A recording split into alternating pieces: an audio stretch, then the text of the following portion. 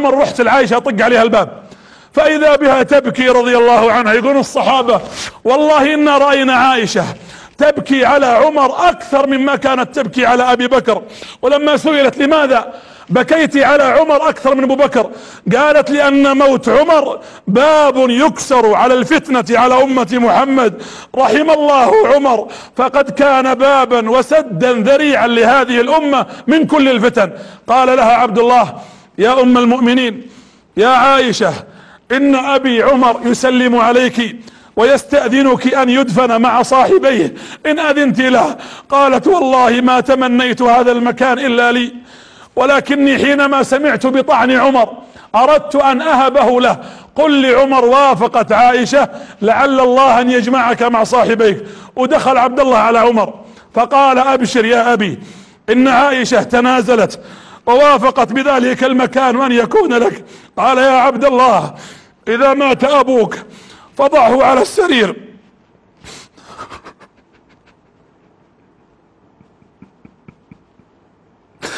اذا مات ابوك فضعه على السرير ولا تدفن عمر حتى تذهب الى عائشة مرة اخرى واستأذنها علها قد استحت مني وانا حي. قل لها ان عمر يستأذنكم مرة اخرى ان يدفن في هذا المكان.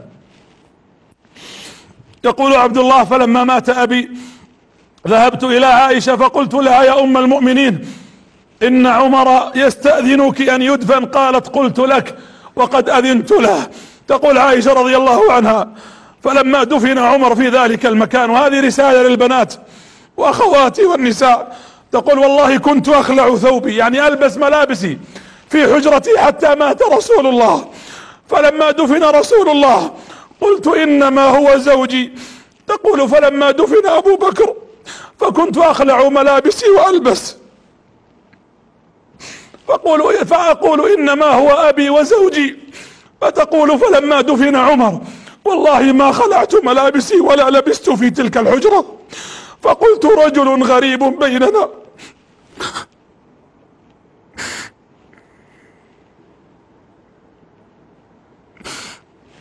وانا اقول للنساء والاخوات اذا كانت عائشة تستحي من ميت ولا تلبس في غرفة فيها ميت لا يحل لها، فكيف بمن افتنت وفتنت نفسها والرجال في الاسواق؟ يا رب رحمك.